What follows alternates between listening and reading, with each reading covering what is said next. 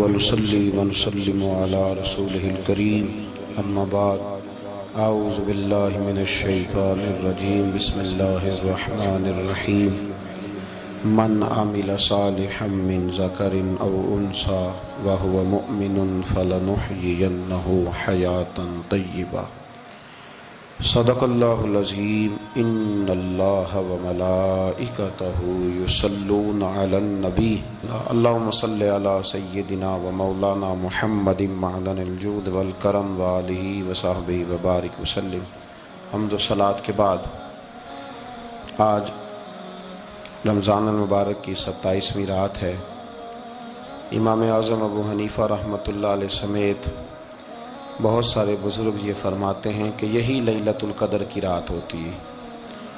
اگرچہ وہ اس بات کو طے نہیں کرتے لیکن فرماتے ہیں یہی اکثر ہم نے اسی مقام پر لیلۃ القدر کو پایا ہے. نبی رحمت علیہ الصلاۃ والسلام نے صحابہ کرام علیہم رضوان کے سامنے گزشتہ امتوں کے احوال ذکر فرمائے کہ 1,000 سال ان کی عمریں ہوتی تھی, 1500 سال تک وہ زندہ رہتے تھے. تو صحابہ کے دلوں میں تجسس پیدا ہوا کہ اگر عمر 1000 سال ہوگی تو نماز بھی تو 1000 سال ہی پڑھیں گے نا. اگر عمر 1500 سال ہوگی تو روزے, عبادتیں, یہ سارے کام بھی تو بڑے زیادہ کرتے ہوں گے. تو یہ شوق جب پیدا ہوا تو اللہ کریم نے فرمایا کہ محبوب میں ایک رات دیتا ہوں لیلۃ القدر خیر من الف شہر, جو رات ایک ہوگی پر 1000 مہینے سے بہتر ہوگی. 1000 مہینے سے یہ رات اگر کسی کو میسر آ جاتی ہے اور پھر وہ صدق کے دل کے ساتھ یعنی توجہ کے ساتھ, انہماک کے ساتھ, احتساب کی نیت سے, گناہوں کی معافی کی نیت سے اگر وہ اس رات کا قیام کرتا ہے, عبادت کرتا ہے, ذکر کرتا ہے, دعا کرتا ہے, تو محبوب کریم علیہ السلام نے وعدہ فرمایا ہے کہ اللہ اس کے پچھلے سارے گناہوں کو معاف فرما دے گا. دین, شریعت, قرآن, اسلام یہ بحث کرنے نہیں آیا دنیا میں. علماء جو بحث کرتے ہیں وہ توضیحات کے لیے, تشریحات کے لیے, تفاسیر کے لیے, وہ ان کا مقام ہے. لیکن ہم جو عوام بحث کرتے ہیں تو سمجھ لیں کہ دین بحث کرنے کے لیے نہیں آیا, دین تو عمل کرنے کے لیے آیا. اس پر عمل کیا جائے گا, عمل کی کوشش کی جائے گی. اور قرآن مجید نے کہا من عمل صالحا من ذکر او انثی, جو کوئی بھی اچھے عمل کرے چاہے وہ مرد ہو یا عورت ہو, وہو مؤمن, شرط یہ ہے کہ وہ مومن ہو. فلنحیینہ حیاتا طیبہ, فرمایا ضرور ہم اسے پاکیزہ زندگی عطا فرما دیں گے. جو عمل والے لوگ ہوتے ہیں انہیں اللہ کون سی زندگی دیتا ہے؟ حیات طیبہ, پاکیزہ زندگی. اللہ پاک, صاف ستھری, غلاظتوں سے پاک زندگی دیتا ہے جو بندہ عمل کرتا ہے. توبہ کا مطلب یہ ہوتا ہے کہ میں پچھلے گناہ پہ شرمندہ ہوں اور آئندہ نہ کرنے کا پکا وعدہ کرتا ہوں. انسان ہے, وعدے کے باوجود بھی کہیں غلطی کر لیتا ہے تو اللہ معاف کرنے والا ہے. لیکن وہ ساری رات روتا رہا, ہر مسجد سے چیخنے کی آواز آئی, اس نے ساری رات مسجد میں رو کے گزاری لیکن جھوٹ چھوڑنے کا اس کا ارادہ ہی کوئی نہیں. وہ تو کہہ رہا ہے 3 دن کا رمضان رہ گیا ہے پھر میں نے دیکھ نہیں لینا تمہیں. فساد چھوڑنے کا اس کا پروگرام ہی کوئی نہیں. وہ تو میاں طے شدہ بات ہے کہ سویرے وہ دکان پہ جائے گا اور صبح جو بیسن بیچے گا نا سموسے اور پکوڑے کے لیے, اس میں بھی ملاوٹ کرنے کا ارادہ رکھتا ہے. تو یہ ساری رات توبہ توبہ کہنے کا کیا مطلب ہوا؟ کھل کے ساری رات اس نے توبہ توبہ کی. حضرت عمر فاروق رضی اللہ تعالیٰ عنہ کے بارے میں امام ابن جوزی نے لکھا ہے کہ رات کو نا گھر کے اندر بیٹھے بیٹھے اچانک رو پڑے حضرت عمر. 62 سال عمر ہے, خلافت کے آخری ایام چل رہے ہیں تو رو پڑے ایسے ہی گھر میں بلا وجہ ہی. آپ کی اہلیہ نے, زوجہ نے بیٹے کو اٹھایا, فرمایا پتہ کرو تمہارے باپ کو کیا مسئلہ ہے, کہیں کوئی تکلیف تو نہیں, درد تو نہیں, صاحبزادے آئے. ابا جی کیا بات ہے؟ فرمایا اماں کو بلاؤ. سب لوگ جمع ہو گئے تو جناب عمر فاروق رضی اللہ تعالیٰ عنہ فرمانے لگے کہ بیٹھو میرے ارد گرد. سب بیٹھ گئے تو فرمانے لگے آج جب میں مسجد سے نکلا تھا تو میرے نبی پاک کے سچے صحابہ, سچے رسول کے سچے صحابہ, حضور کے سچے غلام یہ کہہ رہے تھے کہ عمر بڑا ہی اچھا ہے, عدل والا ہے، انصاف والا ہے، تو ابا جی اس میں رونے والی کیا بات ہے؟ تو فرمانے لگے ڈر یہ لگتا ہے کہ باہر تو میں اچھا تھا، کہیں گھر میں تو نہیں کوتاہیاں کرتا رہا۔ میری بات پہ توجہ کرنا، کہیں گھر میں آپ باتیں سن لیں تو شاید جتنی میں کرتا ہوں دوسرا کار ہی کوئی نہ سکے، لیکن جب عمل کے راستے پہ ہم نکلتے ہیں تو وہ مسدود ہے، وہ بند ہے۔ عمل کس نے کرنا ہے؟ آپ کوئی آیت پڑھیں تو یہاں غلطی نکالنے والے 20 لوگ مل جائیں گے، 20 لوگ، لیکن اس آیت پہ عمل کرنے والے کتنے ملیں گے؟ تو حضرت عمر فاروق رو رہے تھے، کہنے لگے کہیں تمہارے حقوق تو نہیں پامال کرتا رہا؟ تو آپ کی اہلیہ نے جب سنا تو وہ کہنے لگی عمر مجھے تو بڑا پرانا شکوہ ہے، آپ کا جاہ و جلال اتنا تھا میں بات نہیں کر سکی۔ عمر تم نے سارا دن مسجد میں گزار دیا اور ساری رات نقاب اوڑھ کے مدینے کی گلیوں میں گزار دی، میں تو زندگی کی کوئی خوشی دیکھ ہی نہیں سکی۔ چاہ تو میرے اندر بھی تھے نا کہ میرا شوہر کچھ گھڑیاں بیٹھتا، کہیں مجھے لے کے جاتا، تو میں تو کچھ نہیں دیکھا، مجھے بڑا شکوہ ہے۔ تو حضرت عمر کہنے لگے چل اللہ کی رضا کے لیے معاف کر دے۔ بھئی معافی بیوی سے نہیں مانگی جا رہی، معافی اپنی غلطی کی مانگی جا رہی، یہ سمجھ لیں۔ بیوی کے لیے تو خاوند کا بہت بڑا مقام ہے نا، لیکن یہاں غلطی کس بات کی ہے؟ اپنی کمزوری پر غلطی کا اعتراف کر کے معذرت کا سوال کیا جا رہا ہے۔ تو حضرت عمر کہنے لگے معاف کر دے، تو اہلیہ کہنے لگی میں نہیں معاف کرتی، میری شرط پوری کریں۔ فرمایا وہ کیا؟ فرمانے لگی قیامت میں جب اللہ آپ کے لیے جنت کا حکم دے گا تو آپ میری سفارش کریں گے اللہ کی بارگاہ میں؟ سفارش کریں گے کہ یا اللہ مجھے کپڑے دھو کے دیتی تھی، میری عزت کی حفاظت کرتی تھی، میرے بستر کو پاک رکھتی تھی، کہیں گے؟ تو حضرت عمر فرمانے لگے تیرے ساتھ وعدہ رہا، رب نے اگر عمر کو اپنے فضل، اپنے کرم اور اپنے محبوب کے صدقے جنت دی تو عمر تیرے بغیر جنت میں نہیں جائے گا۔ عمل کا رستہ، عمل کا رستہ دیکھیں نا، 2 دفعہ استاد بات کرتا ہے، 2 دفعہ، اور کوئی زیادہ، ایک تو ہے نا کہ ایم اے اور جناب ایم ایڈ اور ایم فل اور پھر پی ایچ ڈی قسم کا استاد، ایک وہ جو matric P T C teacher ہے نا، وہ 2 دفعہ اسٹوڈنٹ کو کام کہے تو تیسری دفعہ وہ ناراض ہو جاتا ہے، کہتا ہے میں 2 دفعہ کہا ہے۔ بچے کو آپ 2 دفعہ کہتے ہیں اور اگر تیسری دفعہ کہنا پڑے تو غصہ آتا ہے نہیں آتا؟ بھئی تو نے اتنی دفعہ کہا ہے، تو سمجھ نہیں رہا بات کو۔ اور اگر اللہ کریم قرآن مجید میں سینکڑوں دفعہ کہے نماز پڑھو، سینکڑوں دفعہ، اور یہ بہانے کر رہا ہے، یہ بھی پروگرام بنا رہا ہے، پھر کہتا ہے میں بے چین رہتا ہوں، میں بے قرار رہتا ہوں۔ عمل کا رستہ اس کو اختیار کریں، آپ سکون میں رہیں گے۔ بد عمل آدمی اور بے عمل آدمی یہ ہمیشہ پریشان رہتے ہیں، ہمیشہ۔ عمل کریں، توبہ کریں تو پھر بدل جائیں، پھر تبدیلی آئے، اور یہ کوئی مشکل کام نہیں، جو بدلنے والے تھے وہ بدل گئے، بڑا کچھ کرتے تھے پر پھر وہ لوگ بدل گئے۔ حضرت فضالہ رضی اللہ تعالیٰ عنہ کہتے ہیں کہ میں بڑا دلدادہ تھا عورتوں کا، اور میرا ماحول یہ تھا کہ میں قتل بھی کر لیتا تھا، معاذ اللہ چوری بھی کر لیتا تھا، اور رات میری طبیعت تھی معاذ اللہ نئی سے نئی عورت کے پاس جانا۔ کہتے ہیں ابو جہل نے اعلان کیا کہ جو نبی پاک علیہ السلام کا سر اقدس معاذ اللہ کاٹ کے لائے گا، نقل کفر کفر نہ باشد، 100 سرخ اونٹ انعام ملے گا۔ تو میں نے ارادہ کر لیا کہ میں بہت سارا انعام حاصل کروں گا۔ قرآن مجید میں نا اللہ فرماتا ہے کہ بہت سارے لوگ ایسے ہیں جنہیں اگر میں رزق میں کشادگی دے دوں، زیادہ پیسے دے دوں، فرمایا باغی ہو جائیں، وہ سرکش ہو جائیں۔ یہ بہت سارے لوگوں کو جو اللہ تبارک و تعالیٰ اعتدال میں رکھتا ہے تو یہ ان کے لیے بہتر ہے۔ ہر بندہ دولت کے ہوتے ہوئے نیک ہو سکتا، تو یہ اللہ اگر رکھتا ہے نا اعتدال میں تو شکر کرے اللہ کا، ورنہ تو لوگ عیاشیاں کریں، پتہ نہیں کیا کچھ کر گزرے۔ تو حضرت فضالہ کہتے ہیں کہ میں نے خنجر تیار کیا اور میں نے بغل میں اس کو چھپایا، اوپر میں نے چادر اوڑھ لی۔ اب مجھے پتا تھا ظہر کی نماز کے بعد نبی پاک صلی اللہ علیہ وسلم طواف کعبہ کے لیے، بیت اللہ شریف کے طواف کے لیے جاتے ہیں۔ کہتے ہیں میں بھی اس طرف بڑھا، رستے میں نا وہ خاتون جس کے گھر میں نے رات آنا تھا، میں نے دروازے پہ دستک دی، میں نے کہا کہ تیار رہنا، تیار رہنا، آج میں بڑے پیسے لے کے آؤں گا۔ اسے میں نے یہ کہا اور پھر میں چلا گیا بیت اللہ شریف کا طواف کرنے۔ کہتے ہیں اللہ کے محبوب بھی طواف کر رہے تھے تو میں نے بھی طواف شروع کر دیا۔ ارادہ یہ تھا کہ جہاں نبی پاک علیہ السلام میرے قریب سے گزریں گے تو موقع پا کر میں حضور کے جسم اقدس پر خنجر کھونپ دوں گا اور معاذ اللہ شہید کر دوں گا۔ کہتے ہیں حضور ایک دفعہ بھی میرے پاس سے گزرے تو میں ہمت نہ کر سکا، دوسری دفعہ بھی پاس سے گزرے تو میں ہمت نہ کر سکا، تیسری دفعہ بھی گزرے تو میں ہمت۔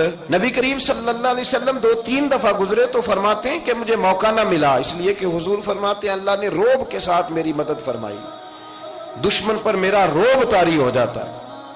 فرماتے ہیں جب چکر پورے ہو گئے تو محبوب کریم نہ چھٹے چکر پہ فرمانے لگے فضالہ چکر ایک رہ گیا ہے، بے خبر ہو جو غلاموں سے وہ آقا کیا ہے، ایک پھیرا رہ گیا ہے۔ کہتے ہیں طواف مکمل ہو گیا تو محبوب میرے قریب آئے، فرمایا وہ کام کرتے کیوں نہیں جس کے لیے آئے تھے؟ میں نے عرض کی یا رسول اللہ کون سا کام، کیسا کام؟ اندر تو چور تھا نا، بانج فقیروں کسے نہیں ماریا اے ہوئی چور اندر دا، اندر چور تھا نا۔ کہتے ہیں حضور نے مجھے کندھے سے پکڑ کے ہلایا، فرمایا کرتے کیوں نہیں؟ جب حضور نے ہلایا تو وہ خنجر بھی پیروں میں گرا اور میں بھی رسول اللہ کے پیروں میں گر گیا۔ میں نے کہا حضور مجھے کلمہ پڑھا دیں۔ کہتے ہیں حضور نے پہلے میرے دل پہ دست مبارک پھیرا، پھر میرے نبی نے مجھے کلمہ پڑھا دیا۔ اب نہ مرید ہونے والا کہتا ہے کہ جی آہستہ آہستہ میں ٹھیک ہو جاؤں گا، اب وہ آہستہ آہستہ کا کیا ترجمہ ہے یہ بالکل سمجھ نہیں آتی۔ بھئی کسی بندے سے 5 لاکھ روپیہ لینا ہے تو اس سے وہ کہتا ہے جی میں آہستہ آہستہ دوں گا، 500 روپیہ دے دیا کروں گا روز کا، تو کہتے ہیں میری رقم خراب ہوتی ہے، پورے دو۔ اور نیکی کی بات جب آتی ہے تو کہتے ہیں حضرت صاحب دین اتنا سخت نہیں ہے، میں آہستہ آہستہ ٹھیک ہو جاؤں گا۔ اب میں مغربی شاب پڑھنی شروع کر دیا میں نے، اب میں تسبیح لے لی ہے، کل میں نے بھی آہستہ آہستہ میں ٹھیک ہو جاؤں۔ یعنی رقم لینی ہو تو وہ آہستہ آہستہ قبول نہیں ہے، لیکن اور مکان کی رجسٹری اگر کرانی ہو تو مالک مکان کہے کہ آہستہ آہستہ کرا لو، کہتے ہیں پیسے پورے دیے، سویرے چل اور بیان دے۔ یہ کیا بات ہوئی؟ یہاں یہ جو ہمارا ماحول تھا نا کر لیں گے ہو جائے گا، یقین کریں لوگ قبروں میں چلے گئے ہیں پر مسجدوں میں نہیں آئے۔ ہر کام سے لوگ ریٹائر ہوئے پر گناہوں سے ریٹائر نہیں ہوئے، آخر تک تباہی اتر گئی لیکن لوگ بدلنے کو تیار نہ ہوئے۔ حضرت فضالہ کہتے ہیں ابھی میں نے کلمہ پڑھا، ابھی میں واپس آیا، رستے میں وہ بی بی کھڑی تھی، کہتے ہیں میں وہ شخص تھا کہ عورتیں مرتی تھی میرے اوپر اور کسی کی جرت تھی کہ وہ آئیں بائیں شائیں کرے، لیکن فرماتے ہیں میں بی بی کے پاس سے گزر گیا، پہلے تو اس کا خیال تھا رکے گا، لیکن جب میں رکا نہ تو دروازے پہ آئی، اور جب میں گزر گیا تو اس نے آواز دی، لیکن میں نے سنی انسنی کر دی، جب آگے بڑھا تو میرے پیچھے دوڑی۔ فرماتے ہیں مجھے پکڑ کے کہنے لگی فضالہ تجھے کیا ہوا، تو وہی نہیں جو یہاں سے گیا تھا؟ آپ فرماتے ہیں میں کبھی نہیں رویا تھا، میں کبھی نہیں رویا تھا، اور جب کہا نا تو وہی نہیں، کہتے میں نے سر اٹھایا تو میری آنکھوں میں آنسو تھے، میں نے کہا میں جو گیا تھا وہ نہیں ہوں، اب تو میں محمد عربی کا غلام بن گیا، اب میں وہ نہیں ہوں، اب نہیں ہو سکتا کہ کوئی میری نظر میلی ہو جائے، یہ کیسے ممکن ہے؟ اب نا اسلام کی تعریف ہم نے یہ کی ہے کہ خبردار کوئی ہمارے قریب نہ آئے، ہم کسی کو بات نہیں کرنے دیتے کہ ہم مسلمان ہیں، ہم بات نہیں کرنے دیتے۔ پتہ کیا بات ہے، ایک میری یہ تقریر ہوتی ہے ممبر پہ، اور ایک میرا عمل ہوتا ہے جب میں سفر کرتا ہوں، جب میں گاڑی میں بیٹھتا ہوں، جب میں دوستوں سے ملتا ہوں، جب ان دونوں باتوں میں تضاد آتا ہے نا، تضاد، تو لوگ تقریر کو جذبات نہیں کہتے، ایک فن بن جاتی ہے تقریر۔ آپ کو پتہ ہے نا وائزین نعت خواں کہتے ہیں میں نے محفل لوٹ لی، پھر لوگ شمار کرتے ہیں کتنے لوگوں نے سبحان اللہ کہی، پھر لوگ شمار کرتے ہیں کہ آج 5 بندے روئے بھی تھے جب میں تقریر کر رہا تھا۔ تو پھر یہ فن ہے، یہ جذبات کا اظہار، سمجھ لیں بات کو کہ عمل جب آپ نہیں نہ کرتے عمل، تو آپ خود بڑے بے چین رہتے ہیں کہ یار یہ میں کیا کر رہا ہوں، یہ کون سا گورکھ دھندا ہے کہ میرا عمل صفر ہوتا جا رہا ہے۔ ہمارے ایک استاد تھے تو وہ فرمایا کرتے تھے کہ اگر پڑھے لکھے آدمی کو تم بے عمل دیکھو تو اس سے دور ہٹ جایا کرو ورنہ تمہیں بھی بے عمل کر دے گا۔ میں نے ان سے عرض کی، میں نے کہا حضور یہ کیا ہے؟ تو فرمانے لگے اپنے حضرت صاحب سے پوچھنا، وضاحت کریں گے۔ میں نے حضرت صاحب سے کہا جی عجیب بات کر دی ہے، علم والے بندے کے پاس بیٹھ کے تو علم آتا ہے، تو وہ فرما رہے تھے کہ علم والے بندے کے پاس اگر وہ بے عمل ہو تو بالکل نہ بیٹھنا، تو حضرت صاحب فرمانے لگا انہوں نے صحیح کہا ہے. اب بات بہت بڑی ہے، پتہ نہیں آپ کی سمجھ میں آتی ہے نہیں آتی، بہرحال کر دیتا ہوں. پڑھا لکھا بندہ اگر بے عمل ہو تو اس کے پاس ہے. تو میں نے کہا حضور کیوں؟ فرمانے لگے اس لیے کہ وہ اپنی بے عملی پر بھی دلائل دے گا، وہ بے عملی پر بھی دلیلیں قائم کرے گا کہ یہ وجہ ہے تو اس لیے میں ایسے کر رہا ہوں. تو چونکہ وہ بے عمل ہے اور ہے پڑھا لکھا، نبی کریم صلی اللہ علیہ وسلم کے غلام نہ پل بھر میں بدل جاتے تھے.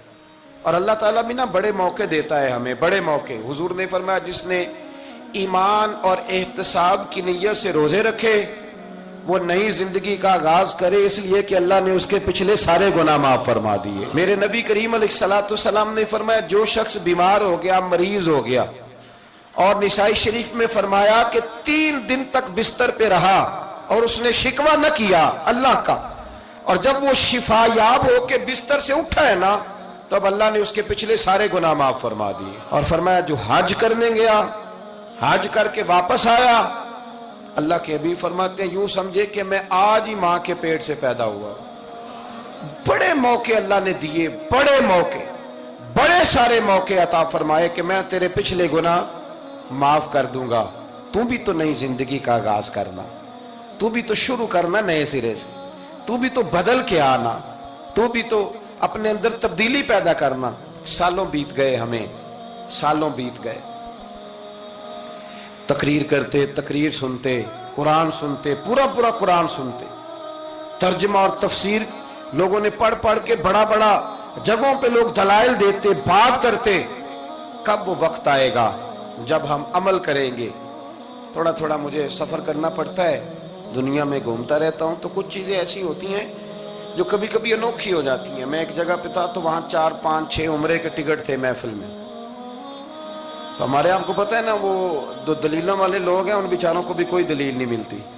تو ایک صاحب مجھے کہنے لگا جی عمرے کا ٹکٹ دینا جائز ہے قرآن اندازی کر کے؟ میں نے کہا یار چلو جائز ہی رہنے دو، تیری مہربانی، کہ اب اس پہ بھی اعتراض آ گیا ہے. میں نے کہا 100% جائز ہے، کوئی اس میں کوئی ایسی بات نہیں ہے.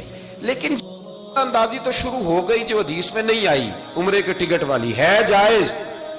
اور نبی پاک نے جس قرآن اندازی کا کہا تھا وہ کب ہوگی؟ حضور نے فرمایا تمہیں پہلی صف کے ثواب کا پتہ چل جائے تم قرآن اندازی کرو. وہ کس دن کرنی ہے؟ کس مسجد میں ہوتی ہے؟ حضرت عبداللہ ابن مسعود فرماتے ہیں تمہیں پتہ چلے اذان کا ثواب کتنا، تم قرآن اندازی کرو. کب کرنی ہے؟ کون پڑھے گا اذان؟ کون یہ آگے بڑھ کے کام کرے گا؟ بھئی جو قرآن اندازی حدیث میں ہے وہ کب ہوگی؟ یہ تو قرآن اندازی شروع ہو گئی اور ہو رہی ہے. اب تو لوگ جہیز دینے لگے ہیں قرآن اندازی کر کے، یہ ماحول بن گیا. دین عمل کرنے کے لیے آیا ہے.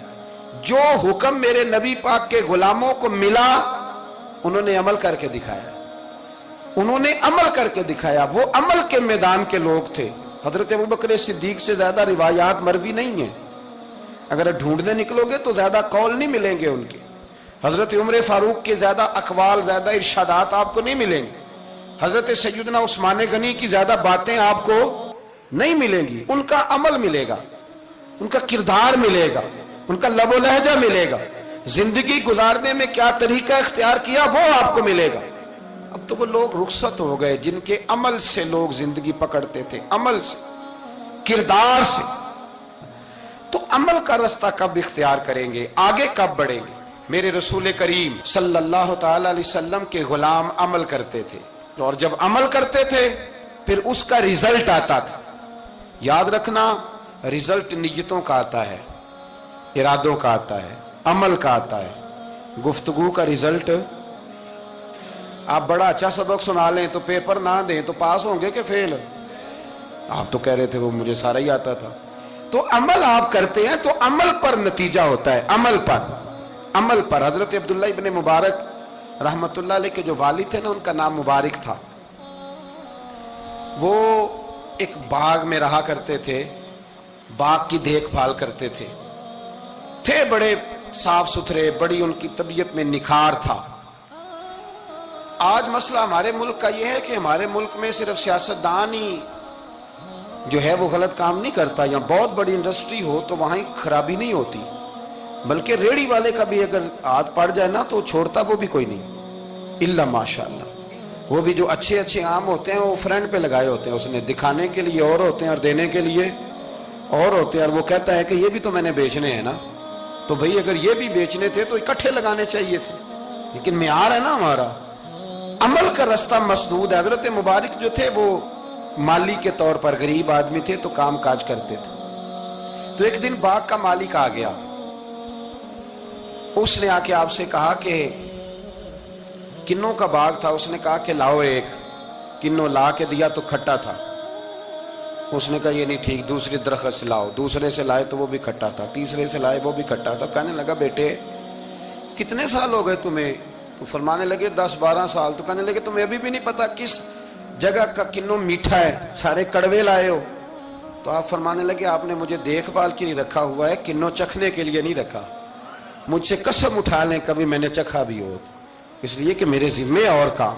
باغ کا مالک اتنا خوش ہوا کہ اس نے آزاد بھی کر دیا، اپنی بیٹی کا نکاح بھی کر دیا، اور وہ باغ بھی آپ کو تحفے میں ہی دے دیا۔ ان کے گھر حضرت عبداللہ بن مبارک پیدا ہوئے۔ ان کے والد گرامی کہتے ہیں کہ ایک دن پھر ایسا ہوا کہ میں نے نا باغ بڑا سجایا، سوارا، محنت کری، بادشاہ آ گیا۔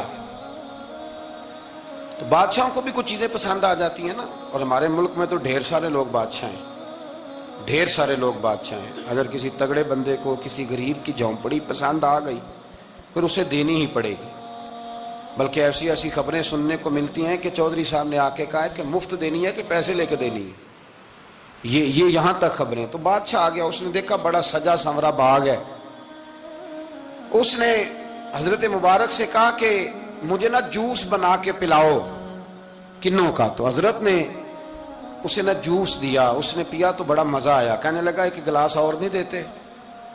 تو حضرت اور بنانے لگے تو اس کے دل میں نا اس سے پہلے خیال آ گیا کہ باغ بڑا شاندار ہے اور پھل بھی بڑا مزیدار ہے، تو قبضہ نہ کر لوں، اپنا ہی نہ ہو جائے، یہ اس کو دیتے ہیں تھوڑے بہت پیسے، یہ نکل جائے گا، نہ بھی نکلا تو ڈانٹ دیں گے۔ اتنی دیر میں نا حضرت مبارک رحمت اللہ تعالیٰ علیہ ایک گلاس شربت کا اور بنا کے لے آئے، بادشاہ کو دیا نا، تو اب جو گلاس آیا تو کڑوا تھا، کسیلا تھا، کھٹا تھا۔ تو بادشاہ کے گلے کو پڑا تو کہنے لگا یہ تم نے کیا کیا؟ پہلے تو بڑا میٹھا تھا، باغ وہی ہے تو ذائقہ کیسے بدل گیا؟ تو آپ فرمانے لگے وہ بادشاہ کی نیت بدلی ہے نا، بادشاہ کی نیت بدلی ہے تو اس کا بھی ذائقہ بدل گیا ہے، تو نیت نہ آپ کی بدلتی۔ تو اور یہ حضور کا فرمان ہے، فرمایا اللہ کے کچھ بندے ایسے ہوتے ہیں جو اللہ کے دیے ہوئے نور سے دیکھتے۔ کہا آپ کی نیت بدل گئی تو اس کا ذائقہ بدل گیا۔ اب بادشاہ نے دل میں کہا نہیں یار بندہ کہہ تو ٹھیک ہی رہا ہے، یہ تو اس کی محنت سے اللہ نے پھل دیا ہے، مجھے ایسا نہیں کرنا چاہیے۔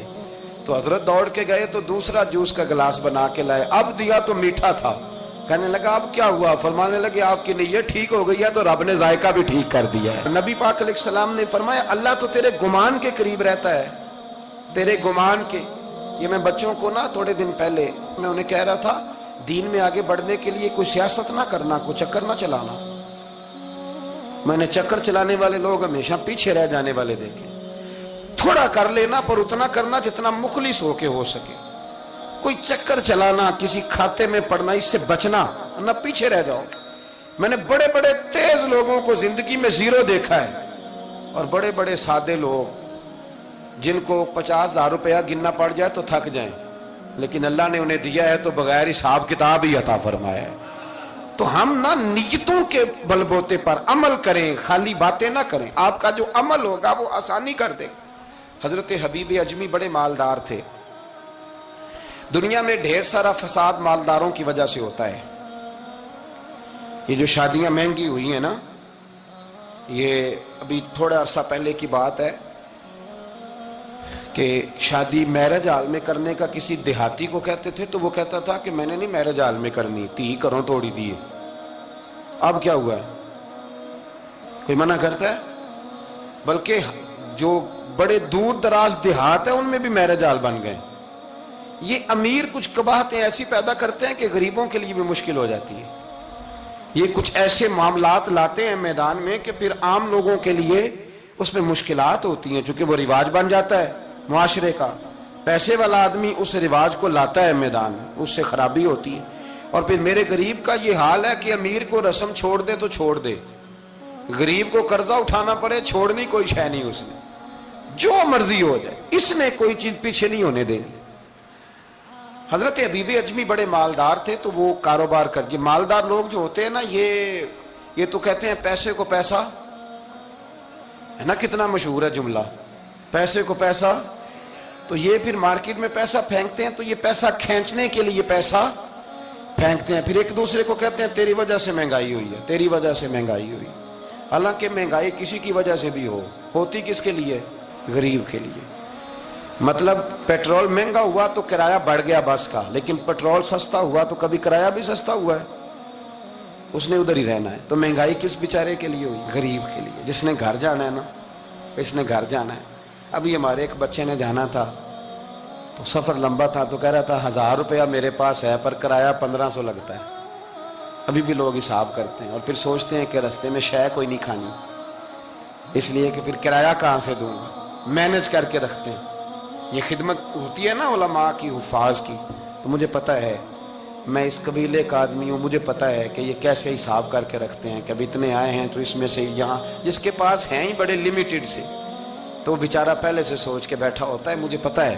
جن کے پاس پھر بے حساب ہوتا ہے وہ پھر مارکیٹ میں پھینکتے ہیں تو کھینچتے ہیں، وہ ظلم کرتے ہیں۔ حضرت حبیب اجمی کہتے ہیں جب مال دیا اللہ نے تو میں نے سود کا کام شروع کر دیا۔ اب سود والوں کے پاس بھی بڑی دلیلیں ہیں، انشورنس والوں نے بھی فتوے رکھے ہوئے ہیں، وہ آگے فتویٰ دکھاتے ہیں، وہ کہتے ہیں جناب فتویٰ۔ تو میں نے کہا کہ فتویٰ مارکیٹ میں میری طرح کے مولوی یا میاں، اب کیسی بات کرتے ہو، فتویٰ تو مل ہی جاتا ہے، لیکن نبی کریم علیہ السلام کا وہ فرمان ذہن میں رکھنا کہ حضور نے فرمایا ایک حلال ہے تو ایک حرام ہے، ایک میں شک ہے۔ اللہ کے نبی فرماتے ہیں تم نے شک والی چیز سے بھی بچنا ہے، جس میں مشکوک ہو گیا نا کہ پتہ نہیں۔ اب دیکھیں نا علماء کا یہاں اختلاف ہے، جو جائز کہتے ہیں قابل احترام ہے، لیکن جو ناجائز کہتے ہیں ان کے بھی تقوی میں کوئی شک، تو شک آ گیا نا اس بات میں، تو حضور نے فرمایا تم شک والی چیز سے بھی بچو۔ حضرت حبیب اجمی کہتے ہیں میں سود کا دھندا کرتا تھا، بڑا سود لاتا تھا، بڑا سود، اور یہ سود جس پہ چڑھ جاتا ہے اس پہ اترتا نہیں۔ پاکستان کا بھی بنیادی مسئلہ یہ ہے کہ سود اتنی بڑی نحوست ہے کہ یہ اللہ رسول سے جنگ ہے، کیونکہ بہت زیادہ سود ہم دیتے ہیں۔ اس لیے میں تو آپ کو پتہ ہے جو کوئی برا کام کرے اس کو برا کہنا چاہیے، حکومتی لیول پر تنقید اس لیے اچھی ہوتی ہے کہ لوگوں تک جب پہنچتی ہے تو فائدہ دیتی ہے، لیکن جو بندہ اچھا کام کرے اس کی اچھائی کو بھی بیان۔ حضرت حبیب اجمی رحمت اللہ تعالیٰ علیہ فرمانے لگے کہ سود کا کاروبار میں نے شروع کر دیا، اور بڑا وسیع تھا میرا کام سود کا، میں سود لیتا تھا، سود پہ گزارا ہوتا تھا۔ میری بیوی مجھے سمجھاتی تھی کہ یہ سود ہے، یہ حرام ہے، یہ غلط ہے، سے بچو۔ کہتے ہیں وہ کئی دفعہ مجھے کہتی تو میں ڈانٹ دیتا۔ ایک دن نا میں سود کے پیسے لے کے نا آ رہا گھر، اس کا میں نے گوشت خریدا، بیوی کو دیا کھانا پکانے کے لیے، تو اس نے ہنڈیا چولہے پہ رکھی۔ کہتے ہیں اس نے ذرا اس کے اندر چمچہ جو چلایا ہنڈیا میں، تو وہ لایا میں گوشت تھا پر سارے کا سارا خون بن گیا، خون بن گیا سارے کا سارا۔ اللہ اکبر۔ کہتے ہو میری بیوی چیخیں مارنے لگی اور لا کے میرے آگے رکھا، کہنے لگے یہ تیرے سود کے پیسے خون بن گئے، آج تجھے بھی پلاؤں اور تیرے بچوں کو بھی۔ وہ کہتے ہیں نا کچھ لوگ کے گھر کے کونے سے چیخنے کی آواز آتی ہے تو سارے پیر بلائیں یا فرق کوئی نہیں پڑتا۔ تو میں کہتا ہوں پھر غور کر لو، شاید اس کونے میں کسی یتیم کے پیسے لگ گئے ہوں، کسی بیوہ کی آہیں ہوں۔ اگر اس رقم کی کوئی گھر بن جائے نا تو پھر ساری دنیا کے پیر جمع کرو تو چیخنے کی آوازیں بند نہیں ہوا کرتی۔ حضرت حبیب اجمی رحمت اللہ تعالیٰ علیہ فرمانے لگے کہ وہ جب بن گیا نا خون، تو اب میرے اندر نا چوٹ لگی کہ یار اگر دنیا میں اللہ تعالیٰ مجھے نظارے دکھا رہا ہے تو آخرت میں میرا کیا بنے۔ کہتے ہیں میں درد کے ساتھ باہر نکلا، بچے گلی میں کھیل رہے تھے، جب ان کے قریب سے گزرنے لگا نا تو ہم تو کہتے ہیں نا لوگ حسد میں بات کرتے ہیں، لیکن ایسی بات نہیں ہے۔ کچھ شریر لوگ ہوتے ہیں جو حسد میں بات کرتے ہیں، پر دیکھنا چاہیے کہ لوگ ہمارے بارے میں کیا کہتے ہیں۔ انتم شہداء اللہ فی الارض، حضور نے فرمایا تم زمین پر اللہ کے گواہ ہو، مومن جو تمہارے بارے میں کہے کان لگا کے سنو، لوگ تمہیں کیا کہتے ہیں، کن لفظوں سے یاد کرتے ہیں؟ جن لفظوں سے لوگ دنیا میں یاد کرتے ہیں، مرنے کے بعد بھی انہی لفظوں سے یاد کریں گے، انہی لفظوں سے۔ کوئی تمہارے لیے ہاتھ اٹھا کے دعا نہیں کرے گا۔ ہاں اگر تم نے خیر کی ہوگی تو پھر لوگ گلیوں سے نکل نکل کے آئیں گے، پھر لوگ روئیں گے کہ بندہ بڑا تھا۔ تو حبیب اجمی کہتے ہیں میں باہر نکلا تو بچے کھیل رہے تھے، تو ایک بچہ ان میں سے کہنے لگا پیچھے ہٹ جاؤ، پیچھے ہٹ جاؤ، بڑا ظالم ہے، بہت بڑا سود خور ہے۔ چھوٹا بچہ، ایسا نہ ہو کہ اس کے پیروں سے مٹی اڑے اور ہمارے کپڑوں پہ پڑ جائے تو ہمیں بھی نحوست ملے، چھوڑو سودیہ ہے۔ کہتے ہیں میرے دل پہ اور چوٹ لگی، میں نے کہا یا اللہ تیری چھوٹی چھوٹی مخلوق بھی مجھ سے نفرت کرتی، یہ بچے تک کہتے ہیں کہ میں اس طرح کا ہوں۔ بچے فرمانے لگے، میں وہاں سے سیدھا حضرت حسن بصری کے پاس گیا، میں نے کہا حضور مجھے توبہ کرا دیں۔ یہ پتہ ہے اللہ والوں کے پاس لوگ کیوں جا کے توبہ کرتے تھے، مرید ہوتے تھے؟ اس لیے کہ توبہ پہ قائم رہنا بڑا مشکل ہوتا ہے۔ کوئی ایسا بندہ ہونا چاہیے جو ہمیں توبہ پہ قائم رکھے، جو روز ہمیں نصیحت کرے۔ دیکھیں نا، ہمارے سینئر ہوتے ہیں ہر فیلڈ میں، اگر کہیں ہم الجھ جاتے ہیں تو اپنے سینئر سے بات کرتے ہیں۔ تقوی کے پرہیزگاری کے راستے میں بھی ہمارا کوئی سینئر ہونا چاہیے تاکہ وہ ہمیں بتائے کہ پرہیز کہاں کرنی ہے، دوائی کیسے کھانی ہے اور آگے کیسے بڑھنا ہے۔ فرمانے لگے میں حضرت حسن بصری کے پاس گیا، توبہ کی، معافی مانگی، گڑ گڑایا، بڑا رویا، تو خواجہ حسن بصری نے مجھے توبہ کرائی۔ میں نے پکا ارادہ کیا کہ مر جاؤں گا پر حرام کا پیسہ نہیں کھاؤں گا، مر جاؤں گا حرام کا لقمہ نہیں کھاؤں گا۔ ویسے بھی ہم زیادہ کھا نہیں سکتے، یہ وارثوں کا مال ہوتا ہے، ہمارا تھوڑی ہوتا ہے۔ ہم کسی کے مال کے محافظ بنے رہتے ہیں، اور کھائے گا کوئی اور حساب دے گا۔ اور جہاں تک بچوں کا معاملہ ہے نا، بچے اچھے ہوں نا تو پیسے بانی جاتے ہیں، اور بچے نالائق نکل آئیں تو جو ہوں وہ بھی اجڑ جاتے ہیں۔ تو اس لیے محنت تربیت پر ہونی چاہیے، نہ کہ بینک بیلنس پر ہونی چاہیے۔ حضرت حبیب اجمی کہتے ہیں واپس آیا سچی توبہ کر کے، ایک لقمہ حرام نہیں کبھی لوں گا۔ ابھی وہ بچے وہیں کھیل رہے تھے جن کے پاس سے میں گزر کے گیا تھا، کہتے ہیں واپس آیا تو وہیں کھڑے تھے، انہی بچوں میں سے وہی بچہ دوبارہ بولا، کہنے لگا پیچھے ہٹ جاؤ، پیچھے ہٹ جاؤ، اللہ کا ولی آ رہا ہے، کہیں ایسا نہ ہو کہ ہمارے پیروں سے گرد اڑے، اس کے کپڑوں پہ پڑے اور ہم بے ادب لکھ دیے جائیں۔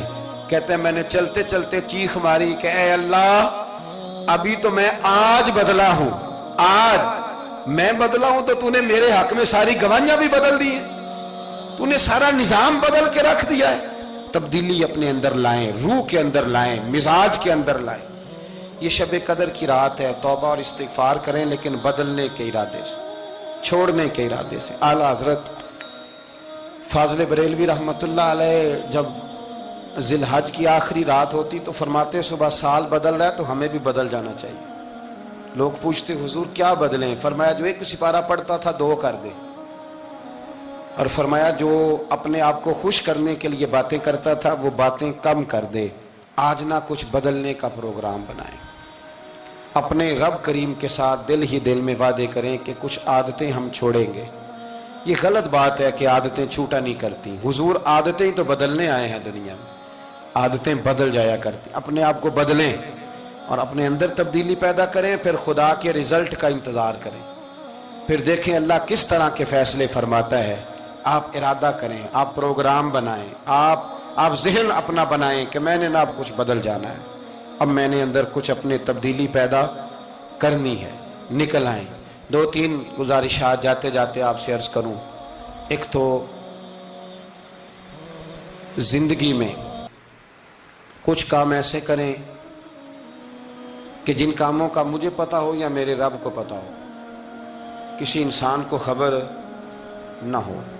دوسری بات یہ یاد رکھیں کہ دین کا کوئی کام بھی زندگی میں کرے نا تو اپنے اوپر مشقت کریں کہ وہ کام میں نے ریاکاری کے طور پہ نہیں کرنا، وہ دکھلاوے کے طور پہ نہیں کرنا۔ دینی معاملات کے اندر، دینی کاموں کے اندر، یعنی پہلے آپ اپنے آپ کو مطمئن کریں کہ واقعی آپ فی سبیل اللہ وہ کام کر رہے ہیں۔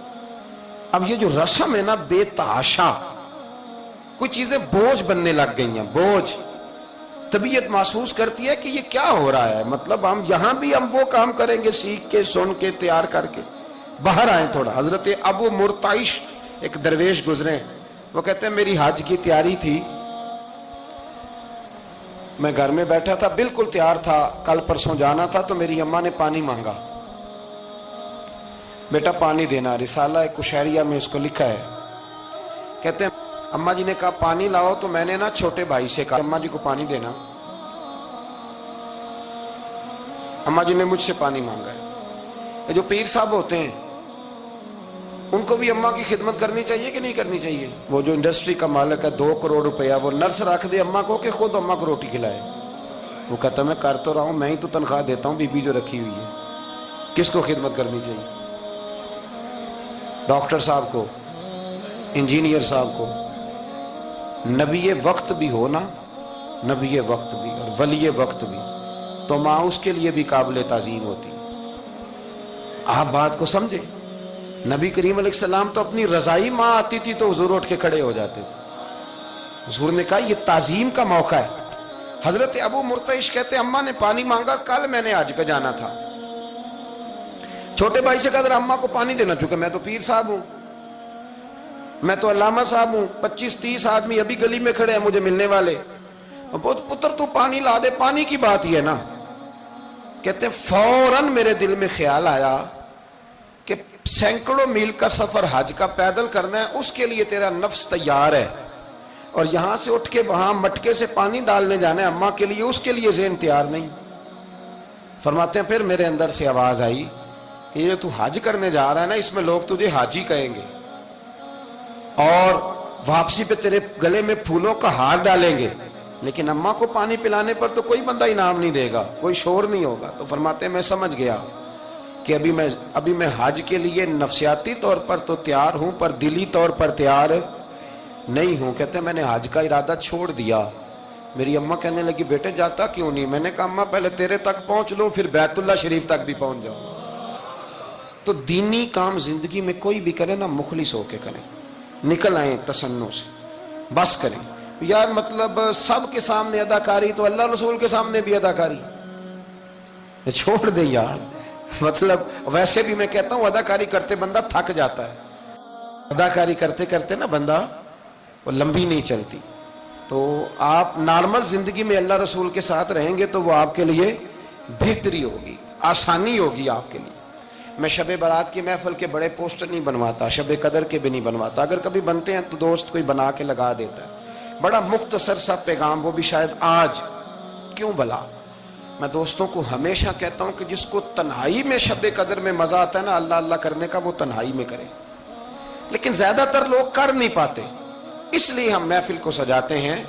اس میں کوئی ایسا مقصد نہیں، کوئی ایسا معاملہ نہیں، خدا را کچھ تھوڑا سا اخلاص للہیت پیدا کریں طبیعت میں، اور کبھی بھی دین کے معاملے میں کسی جگہ بھی کوئی ایسا کام نہ کریں جس میں رکاوٹ ہو، آزمائش ہو۔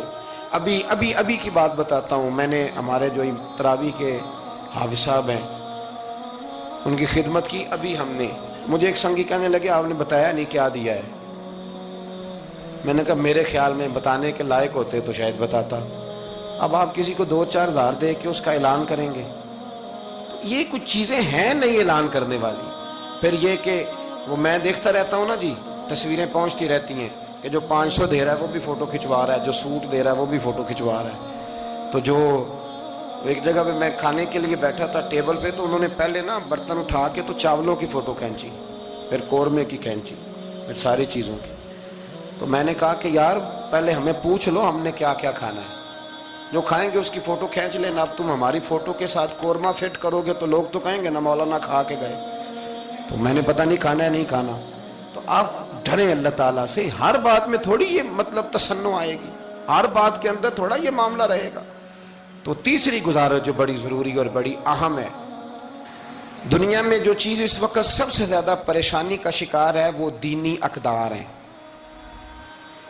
ہر شعبے میں تیزی سے کام ہو رہا ہے، تیزی سے، اور دینی اقدار کو لوگ پیچھے کرتے جا رہے ہیں۔ کئی بہانے ہیں لوگوں کے پاس، کہتے ہیں مولوی لڑتے بڑا ہیں تو ہم کدھر جائیں، تو میں کہتا ہوں کون سا مولوی کہتا ہے شراب پیو؟ کہا ہے کبھی کسی مولوی نے؟ وہ کوئی بھی ہو. کسی نے کہا ہے کہ رشتہ داروں کے تعلقات خراب کر لو؟ کسی نے کبھی کہا ہے کہ ڈاکے مارو؟ تو آپ کیا بات کرتے ہیں صاحب؟ کون سا مولوی کہہ رہا ہے کہ چوریاں کرو؟ تو دینی اقدار اور چیز کا نام ہے. اصول میں اختلافات ہیں، وہ اپنی جگہ پہ قائم ہیں، وہ رہیں گے، چلے آ رہے ہیں، لیکن آپ دینی اقدار کا خیال کریں. اب نئی بحث چھڑ گئی ہے کہ مسجد میں سیمنٹ کی بوری دینے سے بہتر ہے کسی غریب کو آٹے کا تھیلا دے دو. اصل بات یہ غریبوں کی آواز بند کرنا چاہتے ہیں. ایک مسجد واحد جگہ ہے جہاں سے غریبوں کی آواز بلند ہوتی ہے. سویرے تجربہ کرنا، سویرے کسی مسجد میں افطاری کے وقت پہنچنا، لائنوں میں لگ کے لوگ افطاری کر رہے ہوں گے اور سینکڑوں لوگ روٹی کھا رہے ہوں گے، اور ان میں امیر کوئی بھی نہیں ہوگا، سارے ماڑے لوگ ہوں گے. تو مسجد ہی تو ہے، جب بنتی ہے تو غریب کی بات ہوتی ہے، غریب کو روٹی ملتی ہے. یہ مدارس کے اندر سیٹھوں کے بچے پڑھنے آتے ہیں، تو یہ کفالت خانہ نہیں سمجھتے آپ تو لوگوں کو بھکاری بنا رہے ہیں. بھکاری.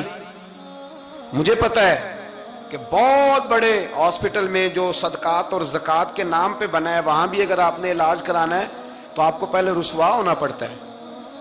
ناراض نہ ہونا، میں بتا رہا ہوں رسوا ہونا پڑتا ہے، میں ذمہ داری سے کہہ رہا ہوں. وہ کہتے ہیں جاؤ جا کے اپنے علاقے سے لکھوا کے لاؤ کہ ہم نے زکوٰۃ میں سے علاج کرانا ہے. لکھوانا پڑتا ہے کہ نہیں لکھوانا پڑتا؟ یعنی جو ہسپتال بنا ہی صدقات اور زکوٰۃ پہ ہے، میں کسی کو ٹارگٹ نہیں کر رہا، لیکن وہ کہتے ہیں جاؤ 4 آدمیوں سے لکھوا کے لاؤ. پہلے آپ نے لکھوانا ہے، پھر آپ نے تصدیق کرانی ہے، پھر پاپڑ بیلنے. تو کتنے لوگوں کے سامنے پردہ کھلا کے زکوٰۃ کے ساتھ آپ یہ کرا رہے ہیں. اور اصول کیا ہے؟ صدر الشریعہ فرماتے ہیں اگر تمہیں پتہ ہے میرے بھائی کو زکوٰۃ لگتی ہے تو بتا نا زکوٰۃ ہے. اسے کیا یہ عیدی ہے، بچوں کے کپڑے لے لینا. اسے بتا نا، پڑھیے بارے شریعت، بتا نا. اسے کہہ کہ یہ میری طرف سے تحفہ ہے، اسے کہہ ہی نا. اسلام اتنی پردہ داری. یہ جو ہمارے مدارس ہیں نا، میں بڑی ذمہ داری سے، یہ مجھ سے پہلے ایک دوست نے پوچھا، پھر 2 4 5 لوگوں نے پوچھ لی یہ بات. تو میں نے کہا کہ نبی پاک کو یتیموں غریبوں کا بڑا خیال تھا، پر حضور نے تو مدینے آ کے سب سے پہلے مسجد ہی بنائی ہے. حضور نے باقی سارے کام بعد میں کی. تو یہ اب نیا پراپوگنڈا ہے. دینی اقدار میں تھوڑا تھوڑا نا اپنا حصہ ڈالے. کس طرح بھلا؟ کس طرح؟ جب بہت سارے لوگ دین کے مخالف بات کر رہے ہوں تو آپ ایک آواز صرف بلند کر دیں کہ نہیں یار ایسی کوئی بات نہیں ہے. دین کل بھی قابل عمل تھا، آج بھی قابل عمل ہے، قیامت تک قابل عمل رہے گا. آپ اپنا حصہ ڈالیں. وہ چندے دینے، وہ باقی معاملات بڑے بعد کے ہیں، لیکن میں سمجھتا ہوں سب سے زیادہ جس چیز کی ضرورت ہے وہ یہ ہے کہ ہم دین کے نمائندے بنیں. اب نہ 50 لوگ دین مخالف بات کر رہے ہوتے ہیں، پر ایک بھی اٹھ کے کہتا نہیں کہ یار یہ آپ ٹھیک نہیں کہہ رہے، یہ بات غلط ہے، یہ درست نہیں ہے. میں آپ سے گزارش کروں گا، وہ آپ کسی میدان میں بھی ہیں، کسی چوک میں بیٹھے ہیں، سوشل میڈیا پہ بیٹھے ہیں، کہیں بھی بیٹھے ہیں، آپ اپنے دین کے نمائندے بنیں. اس تیزی کے ساتھ لبرل لوگ دین کو بدنام کرتے ہیں، اس تیزی کے ساتھ نظام کو چلاتے ہیں، اتنی خرابی پیدا کرتے ہیں کہ آنے والی نسل دین بیزار ہوتی جا رہی. دین بیزار یعنی بچے خوف کھاتے ہیں مسجد کے، مدرسے کے، مولوی کے نام سے خوف کھاتے ہیں. اور خدا کے بندو، جس بندے نے پاکستان بنایا تھا نا، خواب دیکھا تھا، وہ بندہ اس دور میں پی ایچ ڈی تھا جب پی ایچ ڈی بندے چراغ لے کے نہیں ملتے تھے. اقبال نے اس زمانے میں پی ایچ ڈی کی جب پی ایچ ڈی پتہ نہیں شاید خال خال ہوتی تھی. وہ ڈاکٹر بھی تھے، وہ شاعر بھی تھے، فلسفی بھی تھے، ادیب بھی تھے، بہت بڑے منطقی تھے اقبال.